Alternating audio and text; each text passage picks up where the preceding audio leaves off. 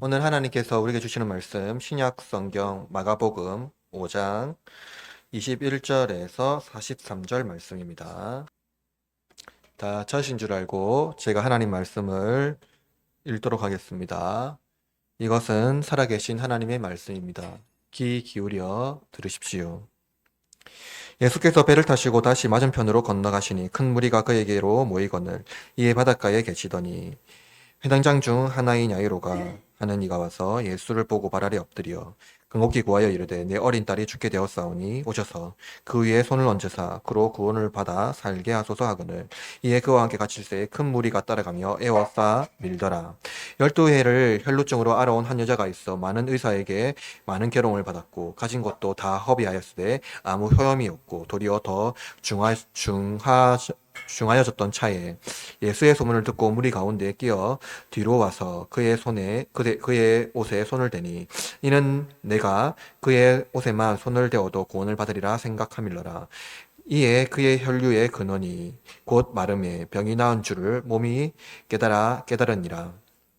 예수께서 그의 능력이 자기에게서 나간 줄을 곧 스스로 아시고 무리 가운데서 돌이켜 말씀하시되 누가 내 옷에 손을 대었느냐 하시니 제자들이 여짜오되 무리가 에워싸 미는 것을 보시며 누가 내게 손을 대었느냐 물으시나이까 하되 예수께서 이 일을 행한 여자를 보려고 둘러보시니 여자가 자기에게 이루어진 일을 알고 두려워하여 떨며 와서 그 앞에 엎드려 모든 사실을 여쭈니 예수께서 이르시되 딸아 내 믿음이 너를 구원하였으니 평안히 가라 내 병에 놓여 건강할지어다.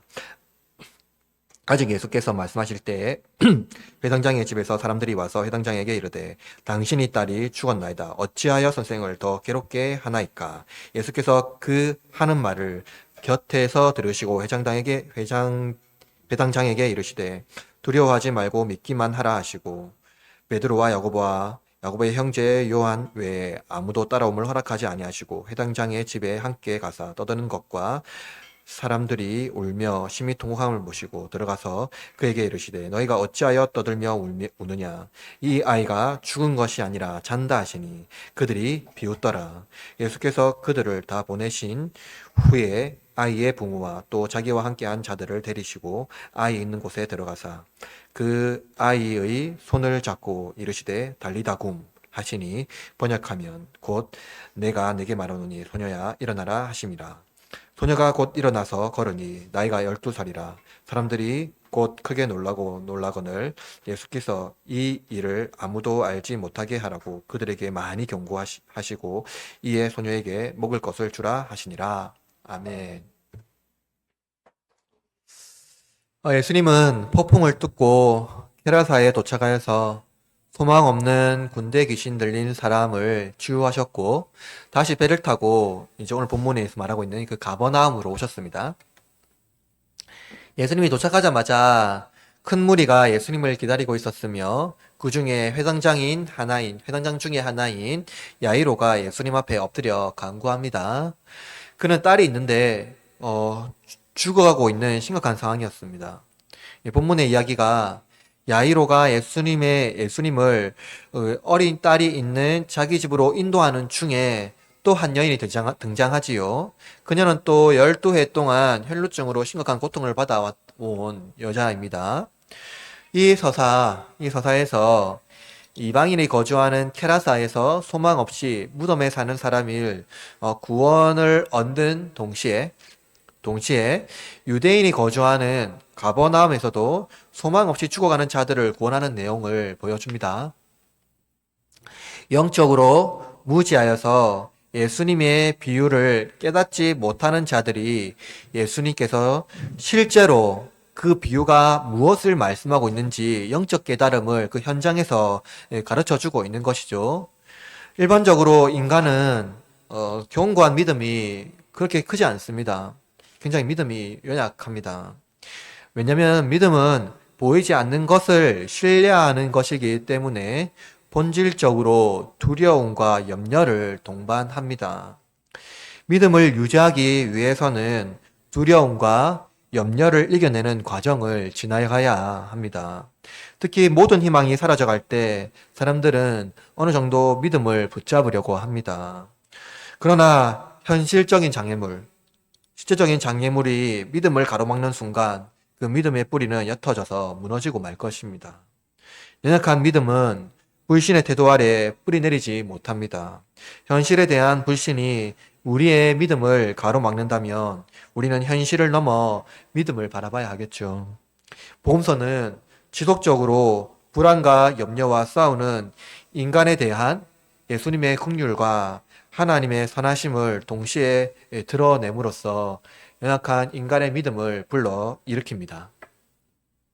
그러나 믿음의 뿌리 내리지 못하는 이유는 그 현실에 대한 근시안적인 태도 때문에 발생되는 것이죠. 그럴 때마다 인간은 어떻게 합니까? 대부분 잘못된 판단을 합니다. 좌절의 순간, 우리를 괴롭게 하는 강력한 불신의 세력에 우리가 거의 이제 무너지는데 우리는 그것을 이제 물리쳐야 되겠죠. 불신이 우리가 가지고 있는 장애물을 더욱더 극대화해서 믿음을 일으키지 못하게 하기 때문입니다.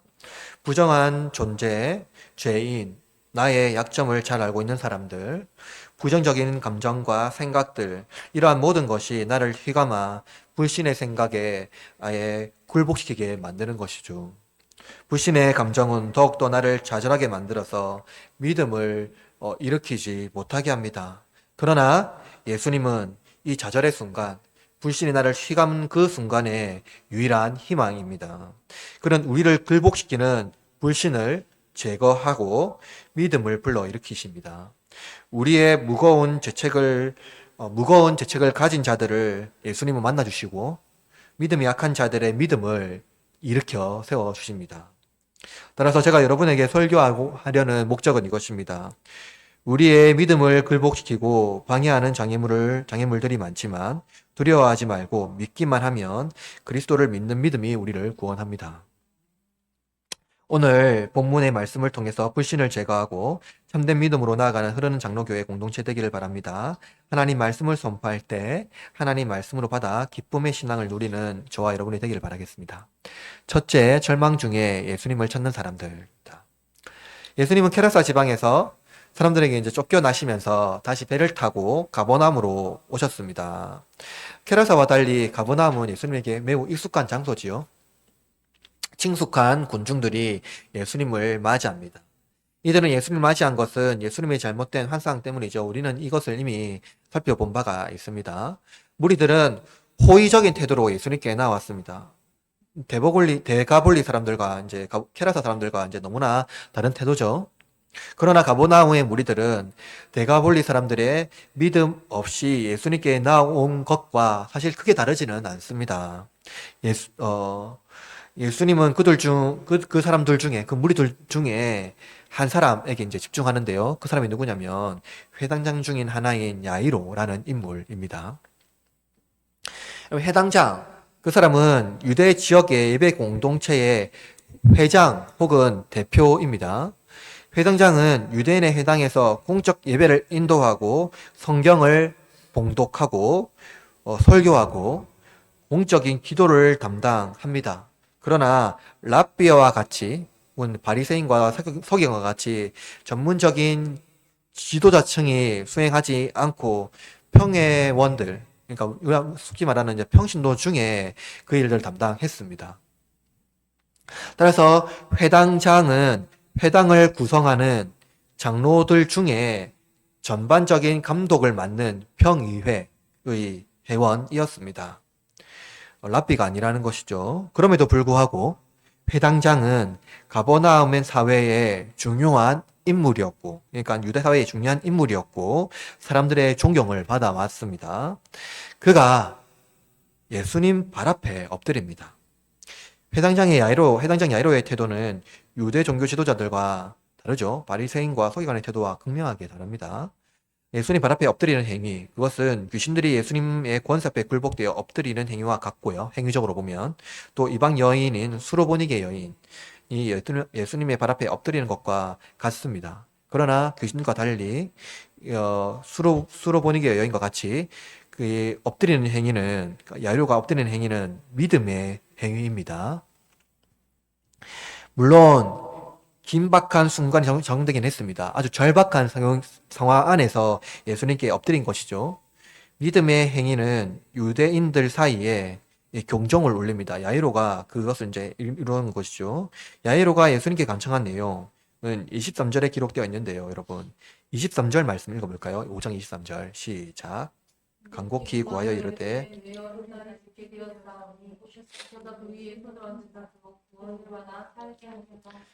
여러분 보세요. 야이로가 주님께 간구하는 것은 무엇입니까? 어린 딸이 죽게 되었습니다. 그죠? 그러니까 기적적인 치유로 살게 해달라는 겁니다. 우리가 알고 있는 그 어린 딸은 이제 12살입니다. 12년, 12회가 되었던, 그 아이입니다. 죽게 되었던 단어, 이것은 뭐냐면은, 정확하게 말하면 죽음이 임박했다입니다. 죽음이 임박했다. 우리가 말하는 이제 종말되었다 했을 때 똑같은 단어를 쓰는데요. 그건 이제 죽음이 곧 임박했던 상황을 말하는 것이죠. 혹은 다른 말로 말하면 이제 멸망했다라는 단어입니다. 또 딸에게 가장 큰 가능성은 그렇게 없어 보입니다. 그러니까 생존의 가능성이 크게 없어 보이지만 야이로는 예수님께 딸의 운명을 맡깁니다. 예수님은 야이로의 간청을 듣고 즉시 어린 땅에 있는 곳으로 갑니다. 예수님이 그와 함께 가십니다. 야이로 그와 함께 가십니다. 이 말씀을 통해서 예수님께서 세상에 오신 목적을 잘 보여주는데요. 우리는 이미 이것을 봤는데 마가복음 1장 38절에 이렇게 말합니다. 이르시되 우리가 다른 가까운 마을로 가자. 거기서도 전도하리니 내가 이를 위하여 왔노라 하시고, 예수님은요 바다와 폭풍을 뚫고 게라사로 가셔서 누구도 돌보지 않는 한 사람을 구원하십니다. 우리의 생각과 달리 예수님은 사람의 필요를 돌보시는데, 한 사람의 필요를 돌보시는데 헌신하시며 각 사람 하나하나가 헤아릴 수 없는 가치를 가진 존재라는 것을 보여줍니다.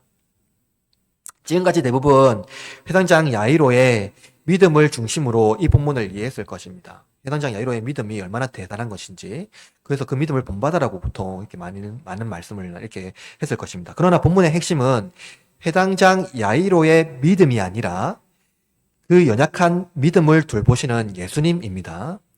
본문의 서사는 샌드위치 구조로 되어 있는데요. 야이로의 딸을 치료하시는 예수님 사이에 혈루증으로 고생하는 여인이 이제 등장합니다. 갑자기 이 여인이 등장하는 것이 이상할 수 있습니다. 이 문맥상에 보면요. 그러나 이 여인은 야이로의 믿음을 견인하는 중요한 인물로 등장한 것입니다. 그녀는 12년간 혈루증으로 고생한 여자입니다. 여러분, 혈루증이란 여성의 월경의 일종인데 그녀의 문제는 일상생활과 제의적인 문제에 심각한 결함이 있다는 것을 말씀해주고 있습니다. 그녀의 질병, 그 혈루증의 질병은요, 사회적일 뿐만 아니라 영적으로도 버림받았음을 입증해주고 있는 것입니다. 특히 그녀의 병은 육체적 고통과 더불어 수치심을 동반하는 저주와도 같은 것이었습니다. 야이로의 딸이 중환병에 걸려 죽음을 앞두고 있지만 이 여인의 상황도 만만치 않습니다.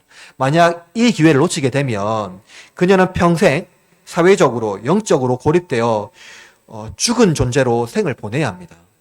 본문의 그녀의 상황이 얼마나 중한지를 보여주는데요. 26절 말씀 읽어봅시다. 26절 시작.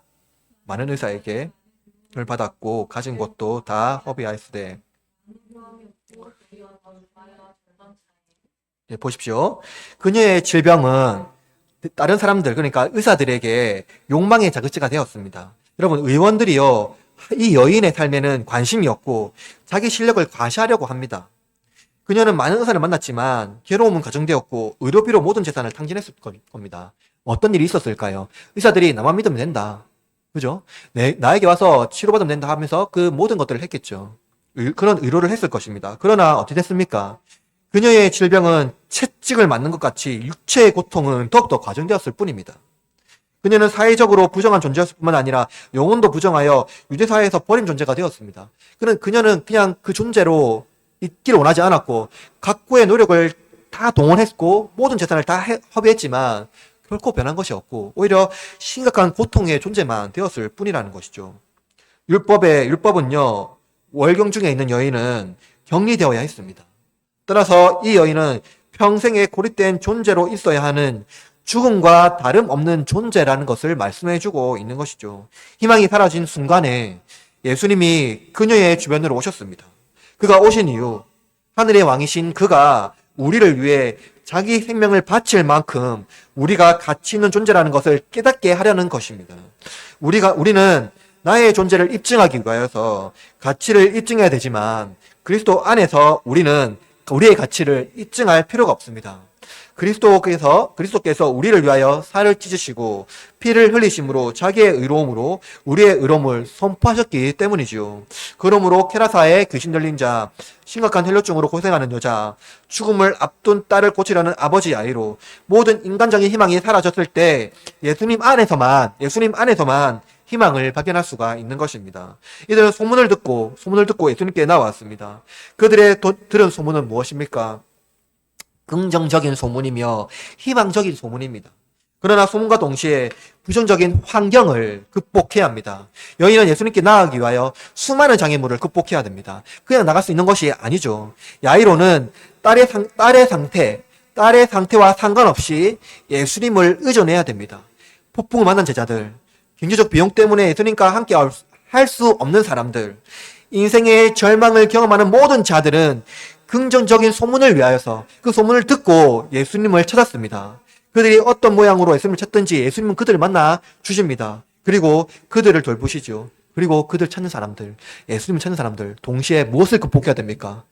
부정적인 소문과 부정적인 환경들, 모든 장애물들을 극복해야 합니다. 무엇으로요? 예수님 안에 있는 그 믿음만을 의지하며 그것을 극복하며 나가야 된다는 것이죠. 예수님은 연약한 자들에게 자신을 맞추심으로 연약한 인간의 믿음을 돌보십니다.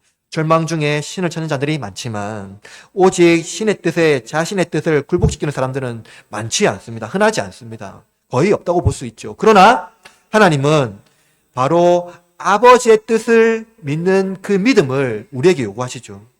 부정적인 소식이 들려오더라도 어떠한 환경에 우리가 처하고 있을지라도 하나님의 선하심을 의지하는 자들, 그 믿음을 우리에게 요구하시고 그 믿음을 또 우리에게 불러일으켜 주시는 것이죠.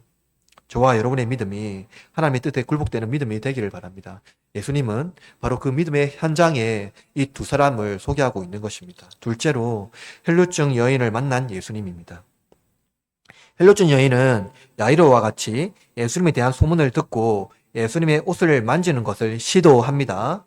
그녀는 질병을 자기의 삶에 받아들이는 운명론적 결과를 거부합니다. 사람들은 어떤 질병이 생기면 그냥 그것을 운명으로 받아들이고 자신을 저주하거나 환경을 저주하겠죠. 그러나 그녀는 그것을 거부했습니다. 그녀는 대담하게 예수님의 옷을 만짐으로써 스스로 자신의 문제를 해결하려고 시도합니다. 그녀는 이미 많은 사람들이 예수님의 옷에 손을 대고 치유되었다는 소문을 들었습니다. 마가복음 3장 10절에 이렇게 기록되어 있는데요. 이는 많은 사람을 고치셨으므로 병으로 고생하는 자들이 예수를 만지고자 하여 몰려왔음이로라. 그녀는 의사도 회복할 수 없는 병으로 고통받고 있을 때, 또 삶의 소망이 없어졌을 때 예수님이 오셨다는 소식을 들었습니다.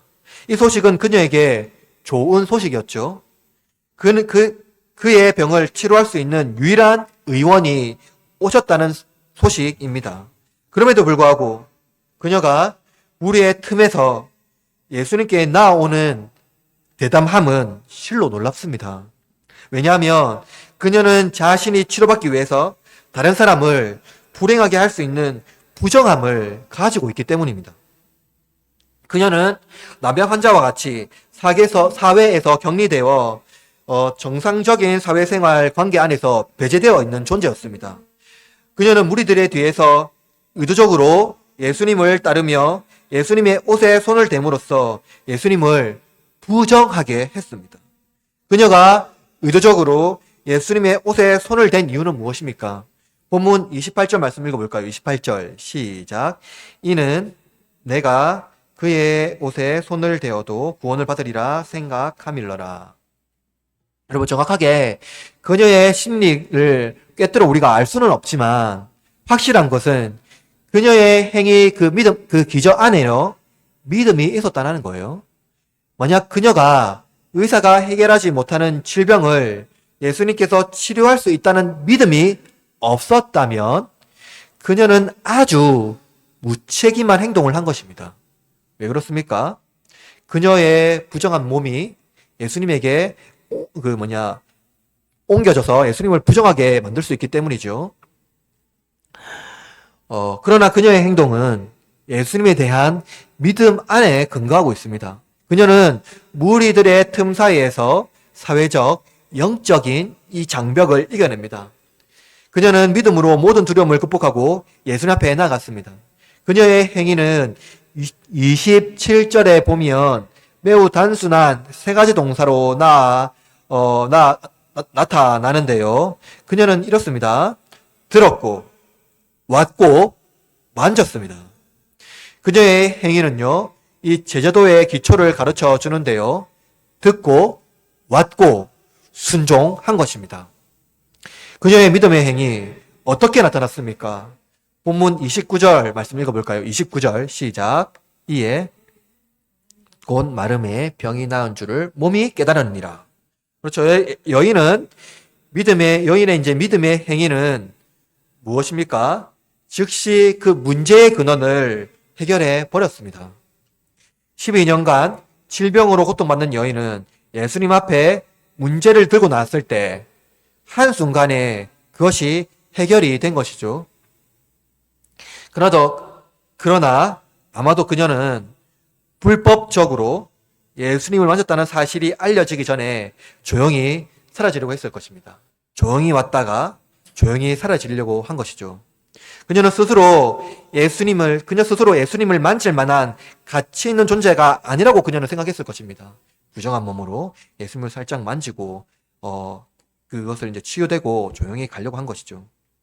자신의 존재 가치를 그녀 스스로가 낮게 본 것이죠. 예수님은 그녀가 자신을 만졌음을 알고 깨닫고 계셨고, 또한 그녀가 그 현장에 있었음을 알고 계셨습니다. 30절 말씀해 볼까요? 30절 시작.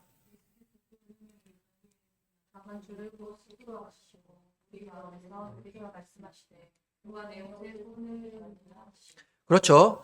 바로 즉시로 예수님의 능력을 나간 걸 예수님 스스로 깨달으신 겁니다. 예수님께서 하신 말씀 보면은 무엇입니까? 예수님이 그녀가 누군지를 알고 그녀가 부정한 존재이고 사회적으로 어떠한 위치에 있는 존재를 안다면, 오명한, 그러니까 어려운 존재에 있는 걸 안다면 예수님이 그녀를 그 현장에서 찾는 것은 사실은 그녀의 입장에서는 어려운 일이잖아요. 이렇게 볼 때 예수님의 성품과 어울리지 않는 것으로 보입니다. 그 여인을 찾는 그 행위 자체가요.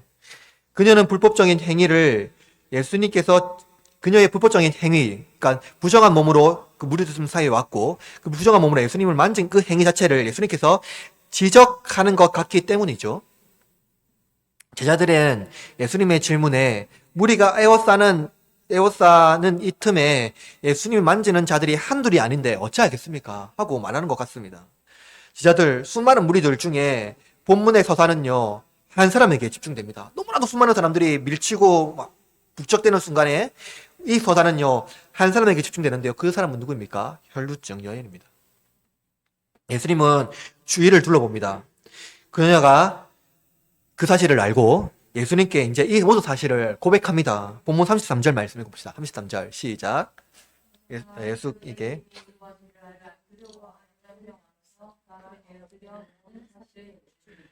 그 여자가 두려웠던 이유가 무엇일까요? 자기가 부정한 몸으로 자신의 어떤 존재가 이제 탄로나면 자신이 받아야 될 형벌들이 너무나도 가혹하기 때문에 두려워 떨 수밖에 없습니다.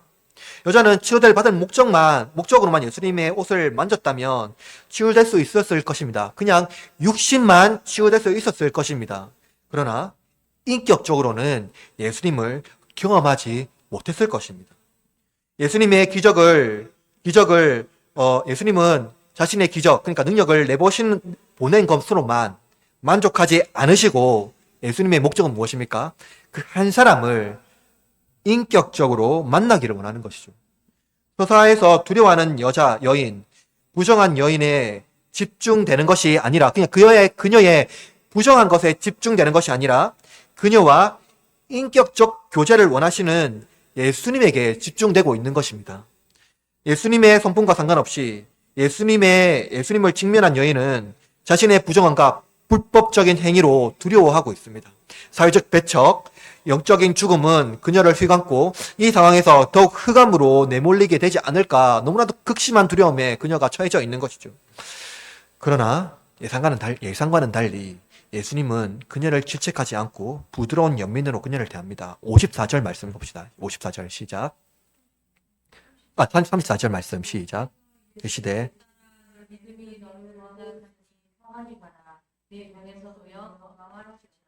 여러분 보십시오. 예상과는 달리 예수님은 그녀가 무명의 여인으로 남아 있기를 원하지 않으시고, 예수님은 그녀가 고침을 받았을 때 그녀를 고치신 분이 그녀를 알고, 그리고 그녀를 돌보신다는 사실을 알면서 떠나기를 원하신 것이죠.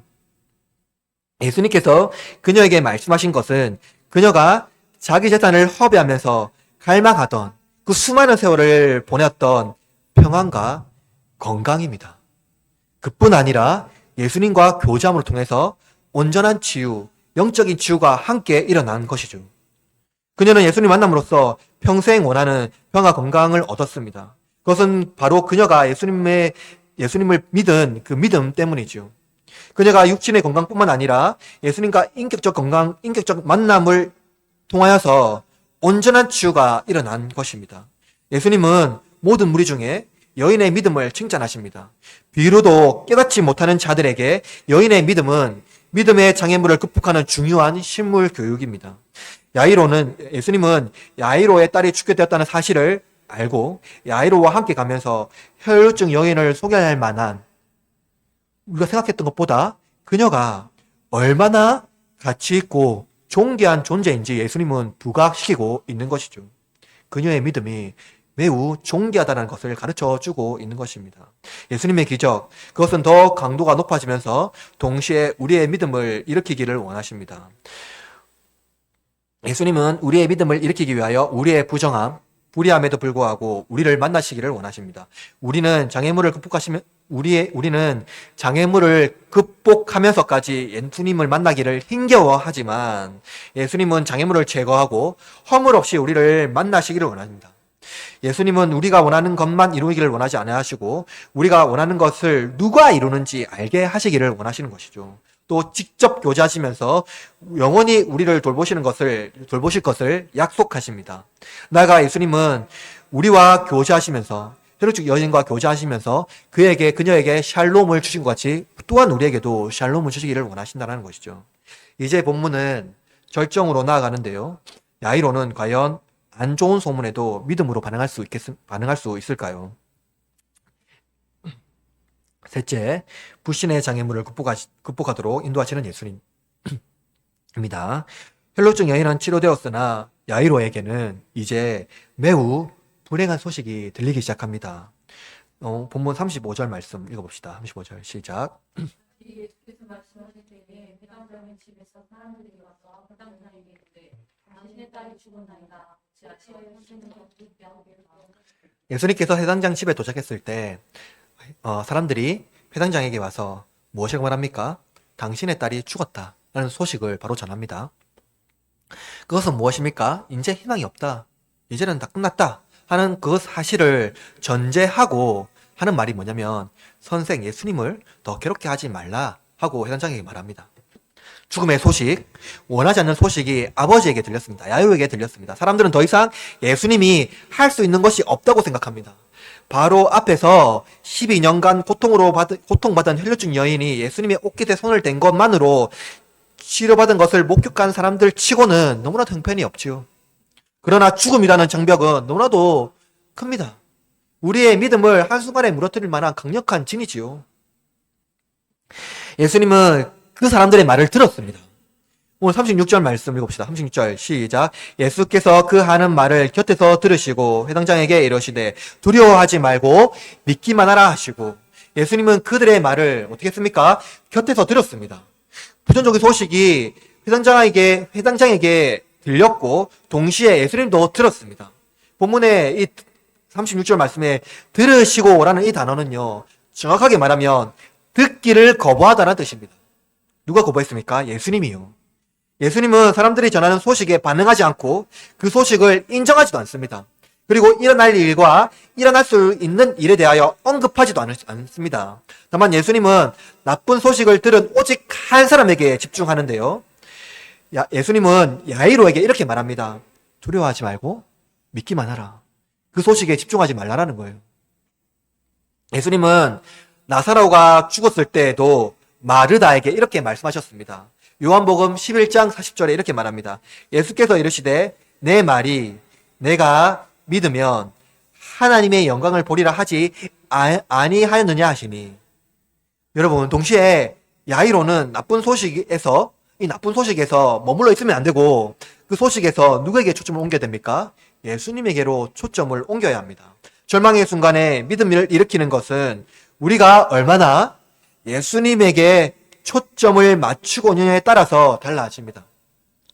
두려워하지 말고 믿기만 하라 라는 이 예수님의 말씀은 야이로뿐만 아니라 모든 믿는 자에게 던지는 이 도전입니다. 우리는 상황이 허락할 때만 믿을 것인지 아니면 모든 것을 가능하게 하시는 하나님을 믿을 것인지 선택해야 합니다. 야이로가 선택해야 되는 그것은 그 환경이 아니라 그 소식이 아니라 믿음입니다. 절망적인 상황에 빠지지 말고 예수님은 그에게 이렇게 말하는 것이죠. 믿음을 꼭 붙잡으라는 것입니다. 예수님은 무리들을 남겨두고요. 베드로와 야고보, 요한과 함께 회당장의 집에 들어갑니다. 그 안 좋은 소식을 뒤로 하고 그들과 함께 들어가는 것이죠. 예수님은 야이로의 믿음을 돌보시기 위하여 야이로의 믿음을 흔들게 하는 자들을 내버려 두고 이제 그 집안에 이제 들어갑니다. 그런데요, 집에 들어가니 또 다른 사람이 이제 등장합니다.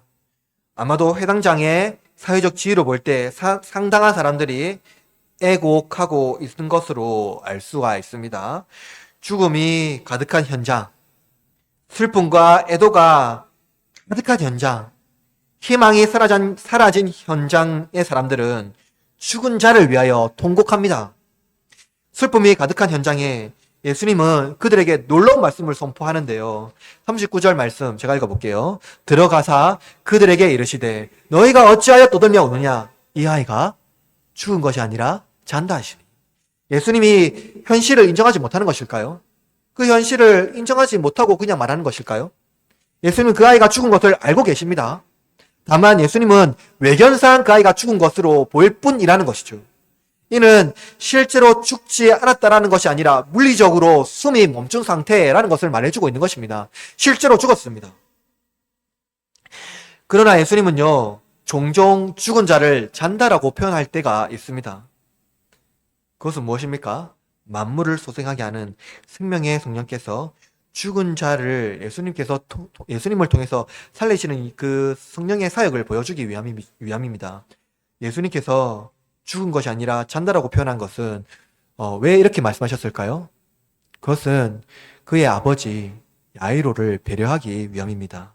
야이로의 믿음을 배려하기 위해서 그렇게 말씀하신 것이죠. 예수님의 말씀과 같이 무엇입니까? 그 아이가 딸이 죽은 것이 아니라 잔다라는 것을 믿게 하기 위함입니다.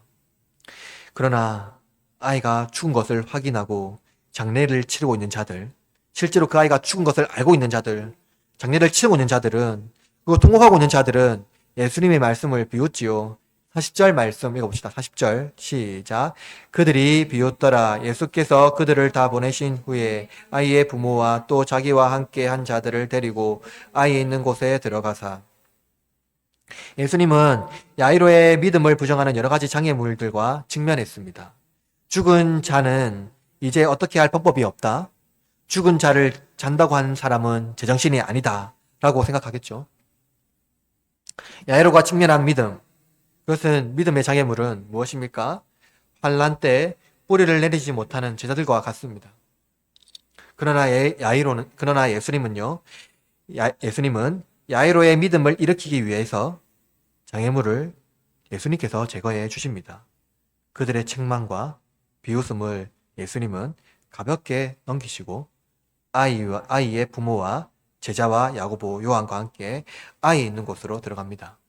죽음은 인간이 맞이하는 최후의 장벽입니다. 그것을 극복하기란 거의 불가능하죠. 강력한 권세와 능력, 세상을 다 가질 수 있는 재산도 죽음은 이길 수가 없습니다. 죽음의 장벽은 필면하는 인간에게 운명입니다.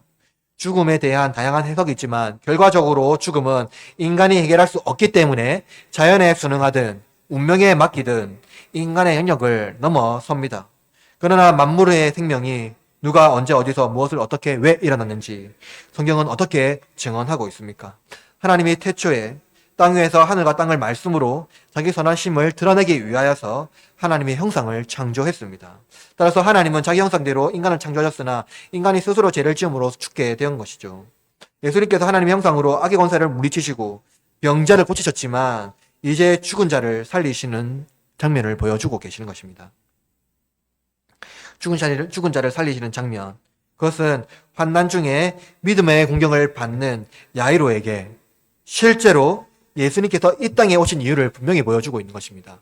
환난 중에 실제로 죽음 가운데 있는 죄와 사망 중에 있는 인간들에게 이 죽은 자를 살리시는 이 장면을 통하여서 예수님께서 자기가 오신 이유를 그 모든 사람들에게 보여주고 있는 것이죠.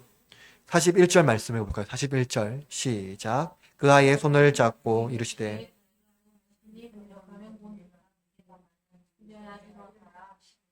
예수님은 아이의 손을 잡고 마치 자는 아이를 일으켜 세우는 모습을 보여주고 계십니다. 그리고 아이에게 말씀하십니다. 소녀야, 일어나라. 태초의 말씀으로 생명을 창조하신 하나님의 능력이 죽은 아이를 살립니다. 죄와 사망에서 구원하신 예수님의 사역을 그것을 통해서 보여주고 계시는 것이죠. 그러나 소녀가 영원히 죽음을 면한 것은 아닙니다. 나사로, 여자아이도, 야이로도, 예수님의 기적을 경험한 모든 자들도 결국 죽습니다. 그러나 중요한 건 예수님께서 죽은 자를 살리시는 이 권능이 주님이라는 사실을 믿는 것을 보여주고 있는 것이죠. 믿음에는 한계가 없습니다. 오늘 마가복음 9장 23절에 이렇게 말합니다. 예수께서 이르시되 할 수 있거든이 무슨 말이냐? 믿는 자에게는 능치 못할 일이 없느니라 하시니. 믿음은 죽는 자를 살리는 예수 그리스도 안에 있습니다. 본문에 나타난 두 사람의 공통점, 그것은 무엇입니까? 두 사람의 공통점. 어떤 희망도 없고 절망적인 상황에 놓인 희생자들이죠. 그러나 이 두 사람에게는 뚜렷한 차이점이 있습니다. 야이로는 이름이 있지요. 그리고 사회적 지위가 있습니다. 그러나 그는 당당히 예수님을 자기 집으로 부를 만한 영향력이 있습니다. 반면 혈루증 여자는 무명이며 지위가 없습니다. 야이로는 예수님 앞으로 갔지만 혈루증 여자는 예수님의 뒤를 따라갔습니다. 야이로는 여러 가지 장애물을 스스로 극복할 수 없는 연약한 존재이지만 혈루증 여인은 예수님께 닿기 위하여 곤욕스러움에도 불구하고 무리들과 제자들을 헤집고 예수님께 나아갑니다. 성별, 무명, 부정함, 수치 중 어느 것도 그 여자가 예수님께 다가가는 것을 막을 수가 없습니다. 그녀는 자기의 믿음이 그녀를 구원했습니다. 그러나 야이로는 어떻습니까? 야이로는 마치 믿음 없이 무너지는 제자들같이 제자들을 보여주고 또한 우리와 같습니다. 현실의 장벽에 막혀 예수님에 대한 간절한 믿음이 일으켰지만 그 믿음이 싹 틔우기 전에 시들어 버리는 것이죠. 현실의 장벽 앞에 무너집니다. 믿음 앞에 두렵고 떨리는 마음을 먼저 가지는 것이죠. 믿음이 연약하여 뿌리를 내리지 못합니다. 예수님은 제자들의 믿음 없음을 한탄하십니다. 그러나 야이로와 같이 제자들에게 믿음을 일으키시는 예수님이 할 수 있는 모든 것을 베풀어 주십니다. 그것은 무엇입니까? 두려워하지 말고 믿기만 하라라는 말씀입니다. 이 말씀, 저와 여러분에게도 도전하라는 그 말씀입니다. 왜냐하면 믿음이란 예수님 안에서 그분과 함께 있을 때 감추인 것이 드러나고 예수님의 성품 안에서 믿음이 성장하기 때문입니다. 여러분, 우리는 어떤 믿음을 가져야 합니까? 하나님 앞에 신실하게 살아가려고 노력할 때 우리를 두렵게 하고 억누르게 하며 속박시키려는 도전은 너무나도 강력하게 적용합니다. 오히려 신실한 믿음으로 살아갈 때 그 도전은 더욱더 강력한 법이지요. 악한 세력이 우리를 억누르며 하나님을 신뢰하지 못하게 합니다. 실패와 좌절을 하나님의 책임으로 돌리려고 하며 자기 힘으로 살아가는 삶의 방식이 인간다우며 아름다운 삶의 방식이라고 세상은 우리를 설득합니다. 그러나 예수님은 바로 그 불신의 세계에 오셔서 십자가 위에서 우리의 믿음을 불러일으키셨습니다. 십자가에 달리신 예수님을 볼 때 우리는 비로소 그가 진짜 하나님의 아들이라는 사실을 알게 되고 참 믿음을 가지게 됩니다. 여러분, 믿음은 한계가 없습니다. 왜냐하면 그리스도가 오시기까지 성부께서 우리를 위하여 선하신 그 계획과 섭리를 포기하지 않으실 것이며 성자는 우리의 구원을 위하여 기도하시며 나의 고통을 외면하지 않으시고 성령께서는 연약한 우리를 도우시고 환난과 고통 중에 인내하도록 이끄시기 때문입니다. 삼위일체 하나님께서 우리에게 두려워하지 말라 믿기만 하라라고 우리를 도전하시며 응원하십니다. 예수님은 우리와 같이 되기 위하여서 겸손히 자신을 비우시고 우리의 고난에 참여하십니다. 그러므로 그는 인간을 동정하시죠. 히브리서 4장 15절에 이렇게 말합니다. 우리에게 있는 제사장은 우리의 연약함을 동정하지 못하실 리가 아니요 모든 일에 우리와 똑같이 시험을 받으시노되 죄는 없으시느니라. 그러므로 여러분, 예수 그리스도 안에 우리는 믿음의 뿌리를 내려야 합니다. 어떤 상황과 환경에 우리를 굴복시키려고 할 때 우리는 예수님 안에 있는 그 믿음의 담대함을 나가야 됩니다. 우리 안에 있는 믿음이 아니라 주 안에 있는 믿음이지요. 그러므로 그리스도께서 이 땅에 오심으로 죽을 수밖에 없는 우리를 살리신 그 십자가의 은혜의 공로로 말미암아 예수 그리스도 안에 있는 믿음의 뿌리가 우리 가운데 접붙임 바 되어서 우리 또한 믿음의 은혜를 누릴 수가 있는 것이죠. 사랑하는 흐르는 장로교회 형제자매 여러분, 그러므로 예수님께서 하신 그 은혜의 말씀을 귀 기울여 들으시기를 바랍니다. 예수님은 모든 두려움과 수치, 고통과 불의, 불신의 장벽을 넘어 십자가로 가셨습니다. 그가 십자가에 달리심으로 놀라운 믿음의 부유함을 우리가 누릴 수가 있습니다. 우리의 두려움은 십자가에서 제거하신 그리스도의 은덕으로 믿음의 부유함을 누릴 수가 있습니다. 환경에 우리를 지배하는 것이 아니라 믿음이 우리를 지배합니다. 믿음이 우리를 승리케 합니다. 그러므로 상황이 허락할 때만 믿는 연약한 자가 되지 말고 모든 상황에서 예수님의 말씀을 믿는 신자가 되기를 바랍니다. 그리스도 안에서 한 주간 믿음으로 승리하며 환난 중에 더욱 믿음의 뿌리가 견고하여져서 상황 중에서도 폭풍 중에도 어떤 환경 중에도 독수리의 날개 아래 그의 둥지를 돌보는 것 같이 하나님께서 우리를 돌보신다라는 그 믿음의 은혜 아래 거하며 환난과 고통의 세상 가운데서도 샬롬과 평화를 누리고 은혜를 마음껏 누리는 그런 장로교회 주님의 자녀들 되길 바라고 한 주간도 성령의 충만한 열매를 맺으며 승리하는 믿음의 권속들 되기를 주님의 이름으로 축원합니다.